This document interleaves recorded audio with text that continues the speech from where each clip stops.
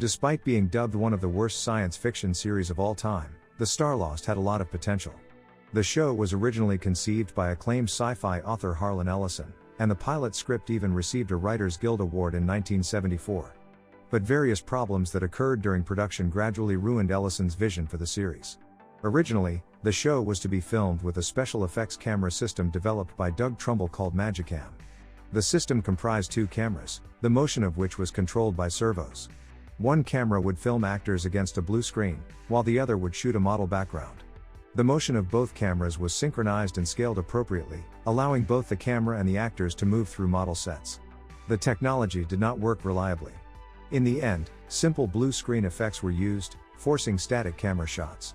The failure of the Magicam system was a major blow as the Canadian studio space that had been rented was too small to build the required sets. In the end, partial sets were built, but the lack of space hampered production. As the filming went on, Ellison grew disenchanted with the budget cuts, details that were changed, and what he characterized as a progressive dumbing down of the story. Ellison's dissatisfaction extended to the new title of the pilot episode. He had titled it Phoenix Without Ashes, but it was changed to Voyage of Discovery. Before the production of the pilot episode was completed, Ellison invoked a clause in his contract to force the producers to use his alternative registered writer's name of Cordwainer Bird on the end credits. So he clearly wasn't happy with the end product. Despite all this, I think The Starlost is still a pretty interesting TV series, so let's take a look at the first 3 episodes and draw our own conclusions. Foreseeing the destruction of Earth, humanity builds a multi-generational starship called Earthship Ark, 50 miles wide and 200 miles long. The ship contains dozens of biospheres, each kilometers across and housing people of different cultures. Their goal is to find and seed a new world of a distant star. In 2385, more than 100 years into the voyage, an unexplained accident occurs, and the ship goes into emergency mode, whereby each biosphere is sealed off from the others. In 2790, 405 years after the accident, Devon, a resident of Cypress Corners, an agrarian community with a culture resembling that of the Amish, discovers that his world is far larger and more mysterious than he had realized. Considered an outcast because of his questioning of the way things are, especially his refusal to accept the arranged marriage of his love Rachel to his friend Garth, Devon finds out that the Cypress Corners elders have been deliberately manipulating the local computer terminal, which they call the voice of the creator. The congregation pursues Devon for attacking the elders and stealing a computer cassette on which they have recorded their orders, and its leaders plot to execute him. But the elderly Abraham, who also questions the elders, gives Devon a key to a dark, mysterious doorway, which Abraham himself is afraid to enter. The frightened Devon escapes into the service areas of the ship and accesses a computer data station that explains the nature and purpose of the Ark and hints at its problems. When Devon returns to Cypress Corners to tell his community what he has learned, he is put on trial for heresy and condemned to death by stoning. Escaping on the night before his execution with the aid of Garth, Devon convinces Rachel to come with him, and Garth pursues them. When Rachel refuses to return with Garth, he joins her and Devon. Eventually they make their way to the ship's bridge, containing the skeletal remains of its crew. It is badly damaged and its control systems are inoperative. The three discover that the Ark is on a collision course with a Class G star similar to the Sun, and realize that the only way to save the Ark and its passengers is to find the backup bridge at the other end of the Ark, and reactivate the navigation and propulsion systems. After seeing an emergency message coming from the medical center, the three head out and are followed by another group of humans who appear much more primitive than them. These people call the trio thieves and say they have entered the forbidden place. Devon tries to reason with them but they won't listen. Devon and Rachel manage to escape and arrive at the medical center as Garth distracts them. They find out that many of the people who designed and built the Ark are in cryonic suspension, and so Devon decides to awaken one of them in order to get help and learn about how the Ark works. However, upon entering the cryonic vault, he finds that most of the containers are empty. Rachel tells Devon not to revive the man, debating the ethics of such an act, bringing back a man who has been asleep for 500 years, not knowing whether they are tampering with something they do not understand or even if he will still be in his right mind after being frozen for so long. Nonetheless, Devon remains determined, considering how dear the situation is. However, as they revive the man, they realize he needs urgent medical treatment after being exposed to radiation, meaning that by bringing him back to life they have sentenced him to death. Meanwhile, the primitive people have captured Garth. He tries to tell them about Cypress Corners where he comes from. They are impressed with his description but decide to kill him later anyway after finding the other two. As Dr. Aaron returns to reality, he remembers his illness and Devon tells him he only has 2 hours to live. Devin and Rachel ask him what they should do about the collision course, but it turns out the doctor is only a communications engineer, it's his wife who is the nuclear engineer. As they start looking for her, thinking that she might be of more help, they hear noise and find that the tunnel people are just outside the door. Dr. Aaron comes up with a plan to knock out the tunnel people using gas. They grab Garth and tie up the group's leader.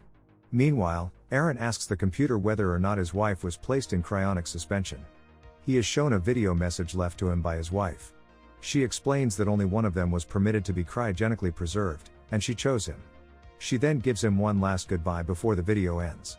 Rachel tries to convince him to go back into cryonic suspension, but he doesn't see anything to live for anymore.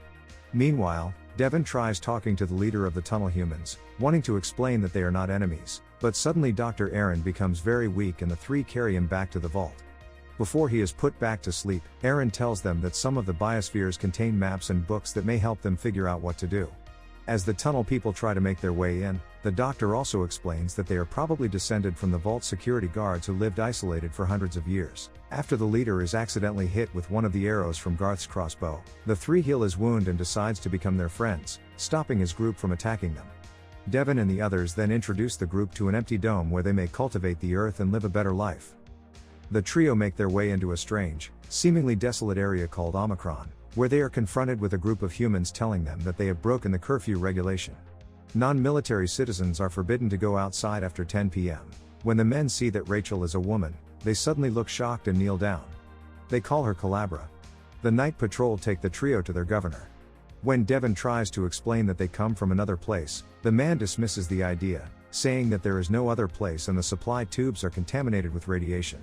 The governor believes them to be mutants, though he thought they had all been wiped out a long time ago. Suddenly, the priest arrives and the governor officially announces the news of Calabra's return, though he himself doesn't seem to actually believe she is in fact their goddess. He then asks to be left alone with his new bride. Garth and Devin are given their own quarters and are heavily guarded. But they manage to escape. Meanwhile, the governor tells Rachel that what really matters is that the people believe she is a goddess. It doesn't matter if she actually is, by marrying her he will come to be perceived as a god as well. Rachel attempts to explain that they're looking for technical manuals and books that may help them in their quest to stop the Ark's collision course, but he tells her that the books were burnt ages ago. There was a war about supposedly corrupt books. Although the priests still have a few in their possession. He goes on to explain the selection process for the governors. Any man can challenge the governor to a duel to the death, and if he wins he himself becomes the new governor. He fears that he is becoming old and that soon a younger, stronger man will come along and take his place. Which is why he quickly wants to cement himself as a god such that no one will challenge him. He then shows Rachel the machines that allow them to develop life artificially, without women. According to the priests, they lost all the women long ago in some kind of disaster that released radiation that prevented the conception of children with XX chromosomes. Devin and Garth come to see Rachel in her quarters. They tell her that they should be heading out soon and she tells them about the writings in the possession of the priests. Just then, Father Shalif arrives. He asks where they really come from, and Rachel explains the Ark, to which the priest responds that she is actually their goddess. How else could she know the contents of their sacred writings? The priest agrees to help them escape capture. He hides them in the monastery, giving them sanctuary such that the guards cannot take them away. The governor summons them, but only Shalif goes, telling a fellow priest not to show Devin and Garth the writings. The governor convinces Shalif to marry him and Rachel in order to maintain peace in their realm, with the priest believing that he will let Devin and Garth go afterwards. The two men arrive just as the ceremony begins after Devin manages to turn the guards against the governor by telling them that he is forcing the goddess Calabra to marry him against her will. Devin then challenges the governor. Despite his initial protests, Shalif reminds the governor that it is the law and he cannot refuse a challenge. The fight begins and the governor dominates at first, but Devin eventually gets the better of him. However, Devin refuses to kill him, asking only for the right to read their writings and leave Omicron. They find that the sacred writings are mathematical equations that they cannot interpret. However, they also contain maps of the Ark, and thanks to the passed down exegesis of the priests, the trio realize that they must go to the ship's backup bridge. In the end, the governor allows them to leave and sees that violence is not the only way to govern his people. Based on those first 3 episodes, I would argue that the Starlost's reputation as one of the worst science fiction shows of all time isn't really warranted. It's certainly flawed and the troubled production comes through in the final product, but the stories are genuinely interesting and thought-provoking. If you want to find out what happens next on the Starlost, like this video and leave a comment down below. See you in the next one.